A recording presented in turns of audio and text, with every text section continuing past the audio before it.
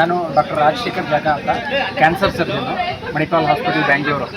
ನಾವು ಬೇಸಿಕಲಿ ಇವತ್ತು ಎಲ್ಲರೂ ಸೇರಿರೋದು ನಮ್ಮ ಸ್ಕೂಲ್ ಮುಖಾಂತರ. ಅಂದರೆ ಜವಾಹರ್ ನವೋದಯ ವಿದ್ಯಾಲಯ ಅಂತ ಪ್ರತಿ ಡಿಸ್ಟಿಕಲ್ಲೂ ಆಲ್ ಓವರ್ ಇಂಡಿಯಾ ಪ್ರತಿ ಡಿಸ್ಟಿಕಲ್ಲೂ ಒಂದೊಂದು ಸ್ಕೂಲ್ ಇದೆ. ತಮಿಳುನಾಡು ಅಂದ್ಬಿಟ್ಟು ಜಮ್ಮು ಕಾಶ್ಮೀರಿಂದ ಕನ್ಯಾಕುಮಾರಿವರೆಗೆ ಪ್ರತಿ ಜಿಲ್ಲೆಯಲ್ಲೂ ಒಂದು ಗೌರ್ಮೆಂಟ್ ಸ್ಕೂಲ್ ಇರೋದಿತ್ತು, ಸೆಂಟ್ರಲ್ ಗೌರ್ಮೆಂಟ್ ಸ್ಕೂಲು. ಸೊ ಅಲ್ಲಿ ನಾವು 6ನೇ ತರಗತಿಯಿಂದ 12ನೇ ತರಗತಿವರೆಗೆ ನಾವು ವಿದ್ಯಾಭ್ಯಾಸ ಮಾಡ್ತೀವಿ. ರೆಸಿಡೆನ್ಷಿಯಲ್ ಸ್ಕೂಲು ಗೌರ್ಮೆಂಟ್ ಕಡೆಯಿಂದ ನಮಗೆ ಸಾಕಷ್ಟು ವಿಧವಾದ ಅಂದರೆ free education, free food, free accommodation ಎಲ್ಲ ಸಿಗುತ್ತೆ. ಅದಕ್ಕೋಸ್ಕರ ನಮ್ಮ ಥೀಮ್ ಏನಂದರೆ ಈ ಸ್ಕೂಲಲ್ಲಿ ನಾವು ಎಂಟರ್ ಆಗೋಲ್ಲೇ ಇರುತ್ತೆ, ಅಂದರೆ enter to learn and leave to serve ಅಂತ.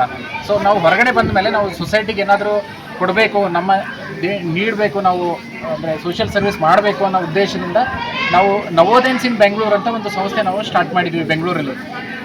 ಸುಮಾರು ಆಲ್ ಓವರ್ ಇಂಡಿಯಾ ನಾವೊಂದು 10-15 ಸಾವಿರ ಜನ ಅಲುಮ್ನೀಸು ಬೆಂಗಳೂರಲ್ಲಿ ಇದ್ದೀವಿ.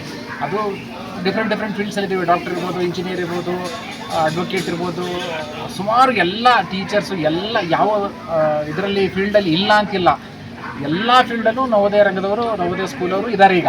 ಸೊ ನಾವು ಪ್ರತಿ ವರ್ಷ ಈ ಸೋಷಿಯಲ್ ಸರ್ವಿಸನ್ನು ಮಾಡ್ತೀವಿ. ಮುಂಚೆ ರಾಮನಗರ ಬೆಟ್ಟದಲ್ಲಿ ಮಾಡಿದ್ದೀವಿ, ಮತ್ತು ತುಮಕೂರು ರೋಡ್ ಕಡೆ ನಿಜಗಲ ಬೆಟ್ಟದಲ್ಲಿ ಮಾಡಿದ್ದೀವಿ. ಆಮೇಲೆ HL ಇದರಲ್ಲಿ ನಾವೆಲ್ಲ ಸೇರಿಬಿಟ್ಟು ಬ್ಲಡ್ ಡೊನೇಷನ್ ಮಾಡಿದ್ದೀವಿ. 700 ಬಾಟಲ್ ಬ್ಲಡ್ ಡೊನೇಷನ್ ಕೊಟ್ಟಿದ್ದೀವಿ.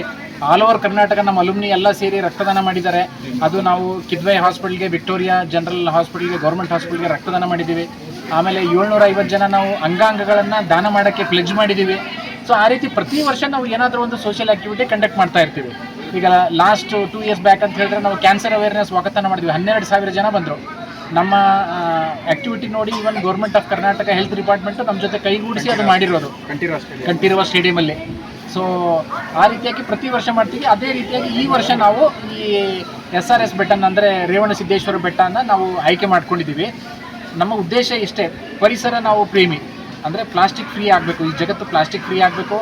ಈ ನಾವು ಯಾವ ಪ್ಲೇಸ್ಗೆ ವಿಸಿಟ್ ಮಾಡ್ತಿರ್ತೀವೋ ಬೆಂಗಳೂರು ಸುತ್ತಮುತ್ತ ಅಲ್ಲೆಲ್ಲೂ ಕಸ ಅಥವಾ ಹೊಲ್ಸ್ ಮಾಡಬಾರ್ದು ಅನ್ನೋ ಉದ್ದೇಶದಿಂದ ಈ ಪರಿಸರ ಪ್ರೇಮಿ ಕಾರ್ಯವನ್ನು ನಾವು ಹಮ್ಮಿಕೊಂಡಿದ್ದೀವಿ. ಸೊ ನಮ್ಮ ಜೊತೆ ಸುಮಾರು ಜನ ಇದ್ದಾರೆ, ಅಂದರೆ ವಾಲಂಟಿಯರ್ಸ್ ಆಗಿ ನಾನು ಹೇಳಿದ್ನಲ್ಲ ಅದರಂಗೆ 10,000 to 15,000 ನಮ್ಮ ಅಲುಮ್ನೀಸು ನಮ್ಮ ಬೆಂಗಳೂರಲ್ಲಿ ಇದ್ದೀವಿ. ಈಗ ನೀವು ನೋಡ್ತಾ ಇರ್ಬೋದು, ಇಲ್ಲಿ ನಾವು ಒಂದು 250 ಜನ ಇದ್ದೀವಿ ಇವತ್ತು. 250 ಜನ ಎಲ್ಲ ಸೇರಿ ಮಕ್ಕಳಿಂದ ಹಿಡ್ಕೊಂಡು, ಅಂದರೆ ನಮ್ಮ ಮಕ್ಕಳು ಹಿಡ್ಕೊಂಡು ನಮ್ಮ ತಂದೆ ತಾಯಿಯಿಂದ ಎಲ್ಲರೂ ಬಂದು ಇಲ್ಲಿ ಮಾಡ್ತಾ ಇರೋದು. ಸೊ ನಮ್ಮ ಉದ್ದೇಶ ಇಷ್ಟೇ, ಬೇರೆಯವ್ರಿಗೆ ಮೆಸೇಜ್ ಕೊಡೋದು, ನಿಮ್ಮ ಮುಖಾಂತರನೂ ಬೇರೆಯವ್ರಿಗೆ ಮೆಸೇಜ್ ಕೊಡೋದು. ಏನಂದರೆ ನಾವು ಪರಿಸರನ ಕ್ಲೀನಾಗಿಡಬೇಕು. ಈ ಪ್ಲಾಸ್ಟಿಕ್ಕಿಂದ ಎಷ್ಟೋ ದುಷ್ಪರಿಣಾಮಗಳಿದೆ, ಎನಿಮಲ್ಸ್ಗಿದೆ, ಮನುಷ್ಯರಿಗೂ ಇದೆ, ಕ್ಯಾನ್ಸರ್ ಇನ್ಸಿಡೆನ್ಸು ಇನ್ಕ್ರೀಸ್ ಆಗ್ತಾ ಇದೆ.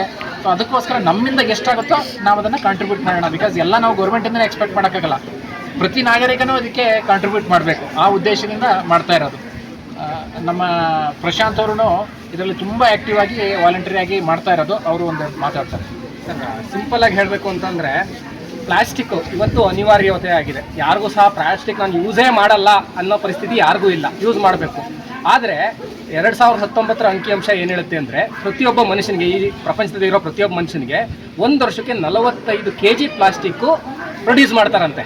ಆ 40 kgನಲ್ಲಿ ಬರೀ 4.25 kg ಅಷ್ಟೇ ರೀಸೈಕಲ್ ಆಗುತ್ತೆ. ಇನ್ನು ಬಾಕಿ 40.25 kg ನಮ್ಮ ಹೊಳೆಗಳಿಗೆ ಹೋಗುತ್ತೆ, ನದಿಗಳಿಗೆ ಹೋಗುತ್ತೆ, ಸಮುದ್ರಕ್ಕೆ ಹೋಗುತ್ತೆ, ಮಣ್ಣಿಗೆ ಹೋಗುತ್ತೆ. ಏನಾಗುತ್ತೆ ಅದರಿಂದ? ಮಣ್ಣದು ಸತ್ವ ಏನಿದೆ ಅದನ್ನು ಕಳ್ಕೊಳ್ಳುತ್ತೆ. ಇನ್ನೊಂದು ಸ್ವಲ್ಪ ದಿನಕ್ಕೆ ಏನು ಫುಡ್ ಬೆಳಿತೀವಲ್ಲ ಅದರಲ್ಲಿ ಯಾವುದೇ ಸಹ ಸತ್ವ ಇರೋದಿಲ್ಲ. ಹಾಗಾಗಿ ನಮಗೆ ಕಂಪ್ಲೀಟಾಗಿ ಪ್ಲಾಸ್ಟಿಕ್ಕನ್ನು ಸ್ಟಾಪ್ ಮಾಡೋಕ್ಕಾಗದೇ ಹೋದರೂ ನಮ್ಮ ಮೋಟೋ ಇಷ್ಟೇ, ರೆಫ್ಯೂಸ್. ಎಲ್ಲಿ ನಾವು ಬ್ಯಾಗ್ ತೊಗೊಂಡು ಹೋಗ್ಬೋದು ಅಲ್ಲೆಲ್ಲ ರೆಫ್ಯೂಸ್ ಮಾಡೋಣ ಪ್ಲಾಸ್ಟಿಕ್ನ. ಮತ್ತು ರೆಡ್ಯೂಸ್, ಕಡಿಮೆ ಯೂಸ್ ಮಾಡೋಣ, ಎಷ್ಟು ಸಾಧ್ಯ ಆಗುತ್ತೋ ಅಷ್ಟು ಕಡಿಮೆ ಯೂಸ್ ಮಾಡೋಣ. ಹೆಂಗೆ ರೆಡ್ಯೂಸ್ ಮಾಡ್ಬೋದು? ರೀಯೂಸ್. ನಾವು ಒಂದ್ಸಲ ಪ್ಲಾಸ್ಟಿಕ್ ಬ್ಯಾಗ್ ತಂದು ಇಟ್ಕೊಂಡ್ರೆ ಮನೆಯಲ್ಲಿ ಅದನ್ನೇ ಮತ್ತೆ ರೀಯೂಸ್ ಮಾಡಬೇಕು. ಆದಷ್ಟು ಅದು ಹಾಕೋ ತನಕನೂ ಸಹ ರೀಯೂಸ್ ಮಾಡಬೇಕು. ಈ ಮೋಟೋ ಇಟ್ಕೊಂಡು ನಾವು ಇವತ್ತು ಪರಿಸರಕ್ಕೋಸ್ಕರ ನಾವಿಂದು ಏನಾದರೂ ಮಾಡೋಣ.